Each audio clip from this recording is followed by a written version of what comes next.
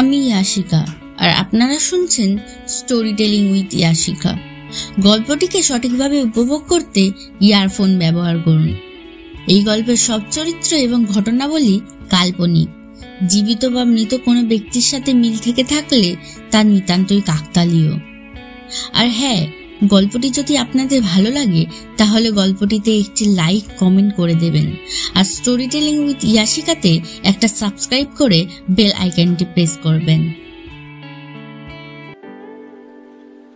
My girlfriend is an alien, পর্ব ৮। ওই মেয়েটির কথায় অনন্যা একটু পাশে সরে এসে বিড়বিড় করে বলল, মনে হচ্ছে আমাকে নিজের প্রসেসেই অ্যাপ্লাই করতে হবে। ঠিক তখনই শুনতে পেল শ্রীতমার গলা। ও সেদিকে তাকিয়ে দেখল দুজন গার্ড ওকে শক্ত করে চেপে ধরে আছে এবং শ্রীতমা চিৎকার করে বলছে, এরা আমাকে কিডন্যাপ করে নিয়ে যাচ্ছে, আমাকে বাঁচাও, কেউ পুলিশকে খবর দাও। ওর কথা শুনে শ্রী গার্ডদের কাছ থেকে শ্রীতমাকে ছাড়িয়ে নিজে শ্রীতমার কান ধরে ওকে টানতে টানতে নিয়ে গেল। তখনই শ্রীতমা চিৎকার করে বলতে থাকলো, আমাকে কেউ এর হাত থেকে বাঁচাও, আমি কথা দিচ্ছি আমি যখন তোমাদের ম্যাডাম হয়ে যাব তখন তোমাদের সবাইকে প্রমোশন দিয়ে দেব। তখন শ্রী বলল, তুমি ভুল রাস্তায় হাঁটছো, আর সেই জন্য তোমাকে শাস্তি পেতেই হবে। ঠিক তখনই ওদের দিকে দৌড়ে এলো অনন্যা আর বলল, ও তুমি এখানে? তখন শ্রীতমা অনন্যাকে দেখে ওই পরিস্থিতিতেও হেসে বলল, হ্যাঁ আমি তো এখানে। শ্রীতমার উত্তরে অনন্যা কোনো রকম কান না দিয়ে শ্রীর দিকে তাকিয়ে হাসতে হাসতে বলল, অসাধারণ, আমার তো মনে হচ্ছে আমার আবার ঠান্ডা লাগবে। তারপর মনে মনে ভাবলো, আমার এটাও পরীক্ষা করা দরকার যে ও স্পেশাল কিনা। কথাটা বলেই অনন্যা ওদের থেকে একটু দূরে সরে দাঁড়ালো এবং ক্যারেটের মুভমেন্ট করতে করতে শ্রীকে নিজের দিকে ইশারা করে ডেকে বলল, তুমি এদিকে এসো, আমি তোমাকে পরীক্ষা করে দেখতে চাই আমরা সেম প্ল্যান থেকে এসেছি কিনা। উত্তরে শ্রী বলল, তুমি কি আমার সাথে লড়াই করতে চাও? ঠিক তখনই শ্রীতমা পাশ থেকে বলে উঠল, আরে অনন্যা, এসব ছাড়ো না, তুমি চেনো না আমার দিভাইকে, ও তাইকোন্ডোতে ব্ল্যাক বেল্ট। ঠিক তখনই অনন্যা ওর কোনো কথায় কান না দিয়ে আচমকাই শ্রীকে জড়িয়ে ধরল এবং সাথে সাথে শ্রীতমা সুযোগ বুঝে পালিয়ে গেল। এদিকে শ্রী চিৎকার করতে থাকে, ছাড়ো আমায়, ও পালিয়ে যাচ্ছে, ছাড়ো। এদিকে অনন্যা তো ওকে শক্ত করে জড়িয়ে ধরে বলল, না তুমি যেতে পারবে না কোথাও, আমি তোমাকে ছাড়বো না। ঠিক তখনই শ্রী নিজের গায়ের জোরে অনন্যাকে নিজের থেকে ছাড়িয়ে ওর দুহাত দিয়ে ওর বিপরীতে থাকা দেওয়ালে ওকে চেপে ধরল। এদিকে অফিসের অন্যান্য সব স্টাফেরা ওদের এসব কাণ্ড দেখে অবাক হয়ে গেল। কিছু কিছু মেয়ে আবার এটাও বলে উঠল, এরা এখানে এসব কি করছে, ম্যাডামের কি হয়েছে আজকে? এইদিকে শ্রী আরো জোরে অনন্যাকে দেওয়ালের মধ্যে চেপে ধরে বলল, শুধু এই এক রাতের পর থেকে তুমি সবসময় শ্রীতমার কাছাকাছি আসতে চাও। আসলে তুমি কি ওকে সাহায্য করতে চাও নাকি ওকে কষ্ট দিতে চাও? এদিকে অনন্যা শ্রীর দিকে এক দৃষ্টিতে তাকিয়ে মনে মনে ভাবলো, আমি ভেবেছিলাম ও যখন আমাকে ছুঁয়ে থাকে আমি তখন আমার সুপার পাওয়ার ব্যবহার করতে পারি না।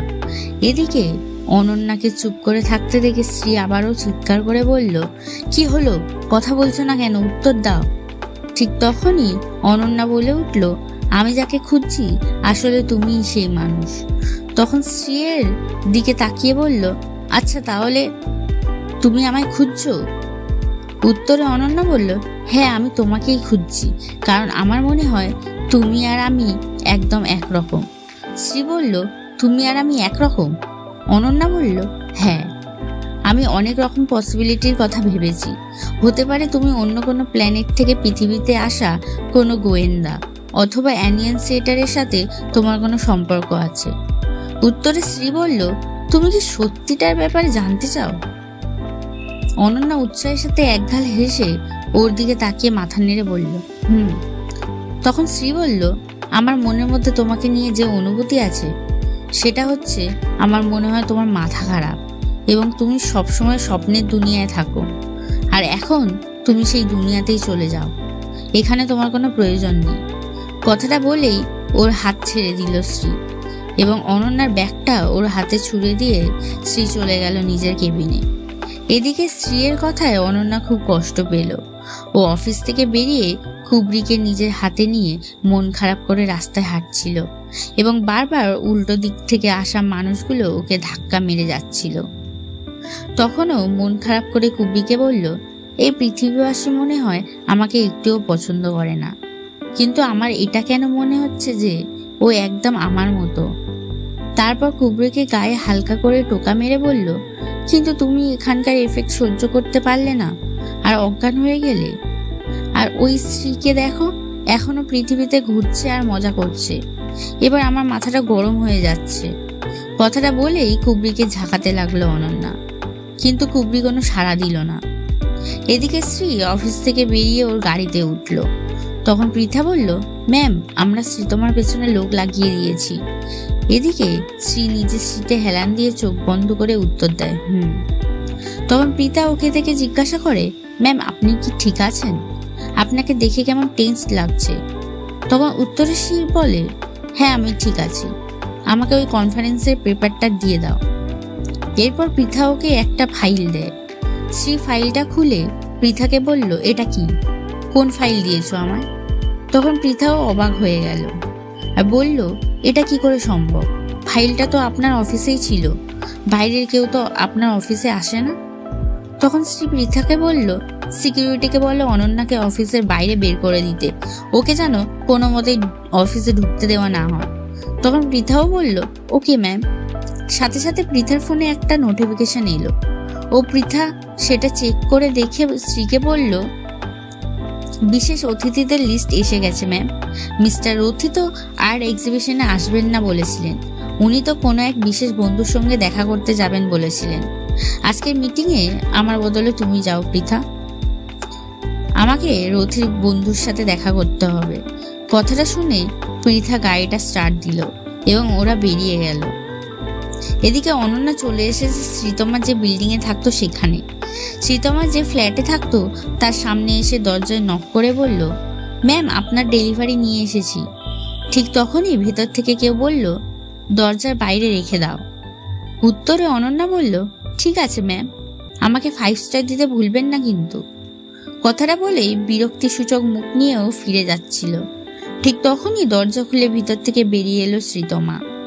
সাথে সাথে অনন্যা ঘুরে তাকালো ওর দিকে। শ্রীতমা ওকে দেখে বলল, অনন্যা, তুমি এখানে? বলে হেসে ওকে টেনে ঘরের ভিতরে ঢুকিয়ে দরজাটা বন্ধ করে দিল। এরপর শ্রীতমা অনন্যাকে নিয়ে গিয়ে বসিয়ে দিল একটা চেয়ারে এবং ওর মাথায় একটা আপেল ব্যালেন্স করছিল। ঠিক তখনই অনন্যা বলল, তোমার ভয় লাগছে না শ্রী যদি তোমায় ধরে ফেলে? ঠিক তখন শ্রীতমা হাসতে হাসতে বলল, সবচেয়ে বিপজ্জনক জায়গায় সব থেকে সুরক্ষিত হয়, জানো তো। এরপর শ্রীতমা অনন্যাকে দেখে একটা পেইন্টিং আঁকতে শুরু করলো। অনন্যা বলল, তুমি যখন লুকিয়ে আছো তাহলে তুমি পেইন্টিং করছো কেন? তখন শ্রীতমা বলল, কারণ আমার পেইন্টিং করতে ভালো লাগে আর আমি নিজের জন্য আঁকি। আমার সাথে যাই হয়ে যাক বা আমার মুড যতই খারাপ থাকুক না কেন, আমি যখন পেইন্টিং করি আমার মুড একেবারেই ঠিক হয়ে যায়। তুমি জানো, আমি খুব কমই পোর্ট্রেট করে থাকি। লাস্ট টাইম আমি স্কুলে বানিয়েছিলাম। তখন অনন্যা জিজ্ঞাসা করলো, কার বানিয়েছিলে? তখন শ্রীতমা এক মনে ওর সামনে থাকা ক্যানভাসটার দিকে তাকিয়ে হারিয়ে গেল পুরনো স্মৃতিতে এবং আবারও মনে পড়ে গেল ওর এক্স-রে পোর্ট্রেটের কথা।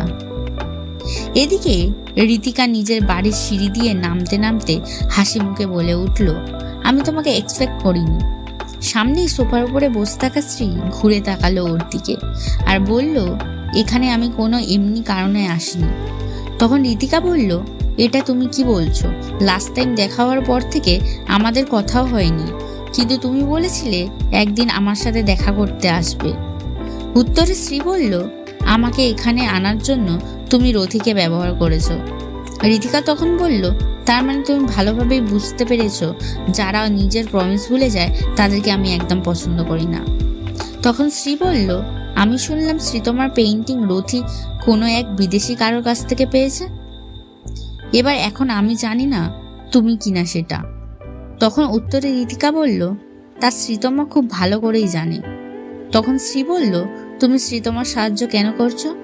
উত্তরে ঋতিকা বলল, তোমাকে আমি সব বলছি। কথাটা বলে শ্রীয়ের পাশের সোফায় বসে পড়ল। তারপর বলল, আমাদের এখানে ভালো আর্টিস্ট পাওয়া যায় না। শ্রীতমা যেহেতু ভালো পেইন্টিং করে তাই ওকে সাহায্য করাটা দরকার, তার জন্য রথিকে রাজি করাতে হবে।